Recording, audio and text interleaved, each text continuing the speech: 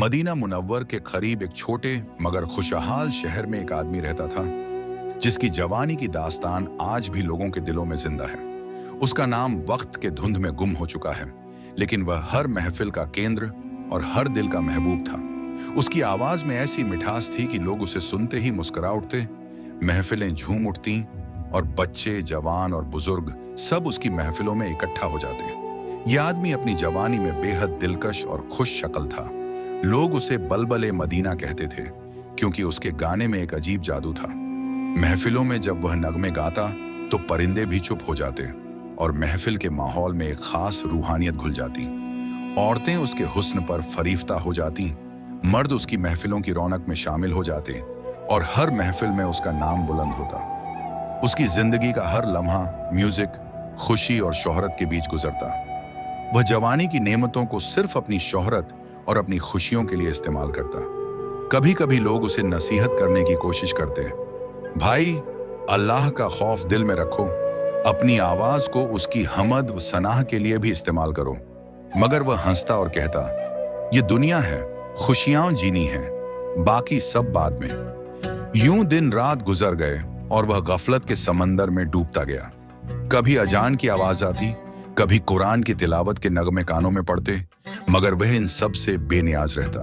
वह समझता कि उसकी आवाज और हुस्न हमेशा कायम रहेंगे, लेकिन इंसान भूल जाता है कि वक्त के साथ सब कुछ बदलता है। वक्त ने भी पलटा खाया, चेहरे की रौनक मंद पड़ गई, दांत एक एक करके गिरने लगे और वह आवाज जो कभी दिलों को जीत लेती थी अब महज एक बेजान सरगोशी थी। लोग जो कभी उस पर फिदा थे अब उसे पहचानना भी भूल गए। महफिलें खत्म हो गईं, दोस्तों ने नए गवाह ढूंढ ली, वह अकेला रह गया। कभी कभी वह आईने के सामने खड़ा होता और अपनी जवानी की याद में खो जाता। मैं कितनी खूबसूरत था, मेरी आवाज को लोग सुनकर मोहब्बत करते थे, लेकिन आज मेरा क्या बचा। एक दिन खाली पेट, लाठी के सहारे वह पुराने दोस्त के दरवाजे पर पहुंचा। भाई अल्लाह के लिए कुछ खाने को दे दो, कई दिन से भूखा हूं। दोस्त ने नजरें फेर ली, आज खुद भी तंगी है, माफ करना।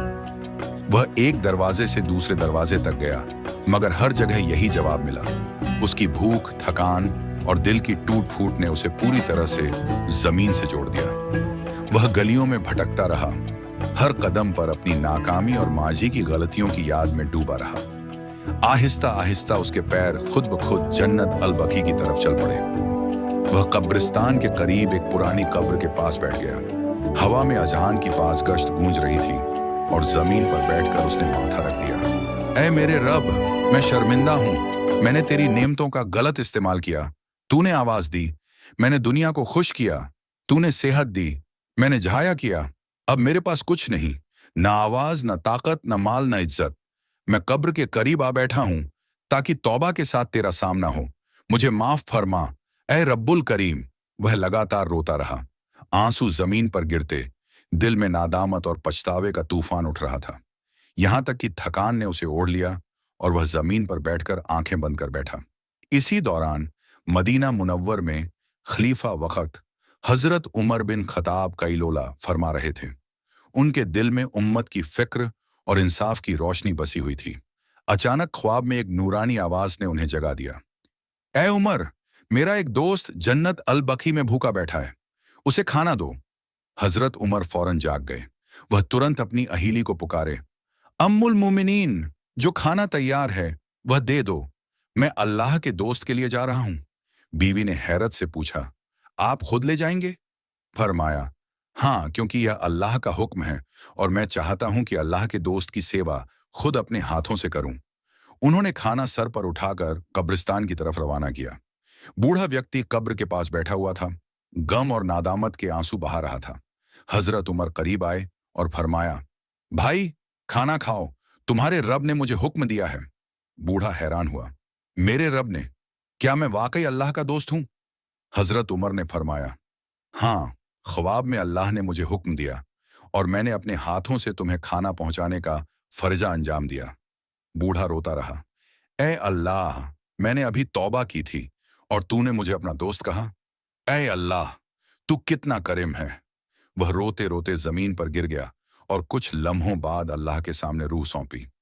हजरत उमर भी आंसू बहाते हुए खड़े रहे और दुआ की, ऐ अल्लाह, हम भी तेरी रहमत के मस्तक का हकदार बने, अपनी गफलतों से बाज आएं और हमें भी अपने दोस्तों में शामिल फरमा। आमीन। शहादत की तमन्ना और अल्लाह की कदरदानी। मदीना मुनव्वरा की जानिब वापस आते हुए हज़रत उमर रज़ी अल्लाह ताला अन्हो एक रोज़ मक्का मुकर्रमा से रवाना हुए। रास्ते में शाम हो गई और खुले मैदान में रात हो गई। सारा माहौल खामोश और पुरसुकून था, सिर्फ हल्की ठंडी हवा चल रही थी। सितारों की चमक मध्यम थी, मगर आसमान पर 14वीं की चांदनी हर शय पर नरमी और नूर बिखेर रही थी। हज़रत उमर ने आसमान की तरफ देखा। चांद की रोशनी और सितारों का जादू दिल में एक खास कैफियत पैदा कर गया। यूं लगा जैसे हर शुआ नूरानी एक पैगाम लेकर आ रही हो। ये वो लम्हा है जिसमें दुआ कबूल होती है और दिल की गहराइयों की तलब रब ताला के सामने पेश होती है। इस खामोश और रूहानियत से लबरेज माहौल में हज़रत उमर ने अपने दिल का राज अल्लाह ताला के सामने खोला। उन्होंने दिल की गहराइयों से दुआ की, ए अल्लाह, मुझे अपने रास्ते में शहादत नसीब फरमा और मेरी कब्र अपने महबूब नबी सल्लल्लाहु अलैहि वसल्लम के शहर में बना दे। ये दुआ दिल से निकली, सादा, खालिस और आजिज़ी से भरपूर थी। हज़रत उमर ने इस वक्त शहादत के लिए किसी खास जगह का मुतालिबा नहीं किया। वो जानते थे कि अल्लाह की रज़ा में हर जगह बरकत है, चाहे पहाड़ी चोटी हो या मैदान। शहादत की नेमत उसी का इंतखाब करेगा जो सबसे बेहतर जानता है। वो मैदान में बैठे, ठंडी हवा के झोंके और चांदनी की रोशनी में अल्लाह के हुजूर अपने दिल की तमाम ख्वाहिशात बयान कर रहे थे। उनकी रूह में खुशू और कुर्ब की कैफियत थी, दिल में आजिज़ी थी, मगर ईमान में पुख्तगी। वो जानते थे कि अल्लाह ताला का फरमान सबसे बेहतर है और जो भी हो अल्लाह की रज़ा ही सबसे बड़ी नेमत है। रात के इस सन्नाटे में हज़रत उमर ने अल्लाह ताला के हुजूर अपने दिल के राज खोले, अपनी उम्मीदों और ख्वाहिशात को बयान किया और दिल में यकीन पैदा किया कि अल्लाह ताला सबसे बेहतर फैसला फरमाएगा। अल्लाह ताला ने उनकी दुआ को कबूल किया, मगर इसका अंदाज हैरान कुन और बेमिसाल था। हज़रत उमर को वो मकाम नसीब हुआ जो उनकी तवक्को से भी बढ़कर था। अल्लाह ताला ने उनके लिए न सिर्फ शहादत अता की, बल्कि उस मकाम की बरकत दी जहां नबी करीम सल्लल्लाहु अलैहि वसल्लम की खिदमत और कुर्ब भी शामिल हो। हज़रत उमर बावजू थे और नबी सल्लल्लाहु अलैहि वसल्लम के रोज़ा मुबारक पर कुरान पाक की तिलावत कर रहे थे। इस मकाम की बरकत और कुर्ब की कैफियत में अल्लाह ताला ने उन्हें शहादत नसीब फरमाई। वो ज़ख्म जो उनके लिए शहादत का सबब बना, वही अल्लाह की तरफ से अता करदा आला रुतबा था। ये सिर्फ एक दुआ नहीं थी, बल्कि अल्लाह की तरफ से एक अजीम कदरदानी थी। हज़रत उमर ने सिर्फ शहादत की दुआ मांगी थी, मगर अल्लाह ताला ने उनकी तवक्को से बढ़कर उन्हें सब कुछ अता किया। न सिर्फ शहादत बल्कि कब्र के मकाम की बरकत भी नसीब हुई। हज़रत उमर बावजू थे और नबी सल्लल्लाहु अलैहि वसल्लम के रोज़ा मुबारक पर कुरान पाक की तिलावत कर रहे थे। इस मकाम की बरकत और कुर्ब की कैफियत में अल्लाह ताला ने उन्हें शहादत नसीब फरमाई। वो ज़ख्म जो उनके लिए शहादत का सबब बना, वही अल्लाह की तरफ से अता करदा आला रुतबा था। ये सिर्फ एक दुआ नहीं थी, बल्कि अल्लाह की तरफ से एक अजीम कदरदानी थी। हज़रत उमर ने सिर्फ शहादत की दुआ मांगी थी, मगर अल्लाह ताला ने उनकी तवक्को से बढ़कर उन्हें सब कुछ अता किया। न सिर्फ शहादत बल्कि कब्र के मकाम की बरकत भी नसीब हुई। हज़रत उमर की दूसरी दुआ थी कि ए अल्लाह, मेरी कब्र अपने महबूब नबी सल्लल्लाहु अलैहि वसल्लम के शहर में बना दे। अगरचे कब्र जन्नतुल बकी में भी बन सकती थी, मगर अल्लाह ताला ने इस दुआ को ख़ास तौर पर कबूल किया और उन्हें रोज़ा मुबारक के करीब नबी सल्लल्लाहु अलैहि वसल्लम के हुजरे के सामने और उनके कदमों के पास दफन होने की तौफीक दी। ये अल्लाह की तरफ से उनकी कदरदानी थी, जिसमें अल्लाह ताला ने उनकी आजिज़ी, तक़वा और अल्लाह की मोहब्बत को फ़ौक़ियत दी। ये वाक़या हमें ये सिखाता है कि अल्लाह ताला न सिर्फ हमारी दुआ सुनता है, बल्कि हमारी नीयत, आजिज़ी और मोहब्बत को भी मद्देनज़र रखता है। हज़रत उमर ने सिर्फ एक खालिस दिल की दुआ की और अल्लाह ने उनके लिए सबसे बेहतर और बुलंद मकाम मुकर्रर कर दिया। ये क़िस्सा हमें ये सबक देता है कि अल्लाह की तरफ रुजू करना, आजिज़ी के साथ दुआ करना और दिल से ताल्लुक़ रखना सबसे बड़ी नेमत है। अल्लाह ताला का कदरदान होना, उसकी मोहब्बत और क़ुर्ब की तलब करना इंसान के ईमान को मजबूत करता है। आज भी हमें चाहिए कि हम अपने गुनाहों की सच्ची तौबा करें, दिल से अल्लाह के हुजूर आजिज़ी इख्तियार करें और अल्लाह की रज़ा के लिए ज़िंदगी गुजारें। जैसे हज़रत उमर की दुआ कबूल हुई और उन्हें शहादत और कुर्ब नसीब हुआ, वैसे ही अल्लाह हम सब की दुआओं को कबूल करे और हमें भी अपने दोस्तों और कुर्बत में शामिल करे। मदीना के करीब रहने वाला एक नौजवान गुवैया अपनी आवाज़, हुस्न और शोहरत की वजह से बुलबुले मदीना कहलाता था।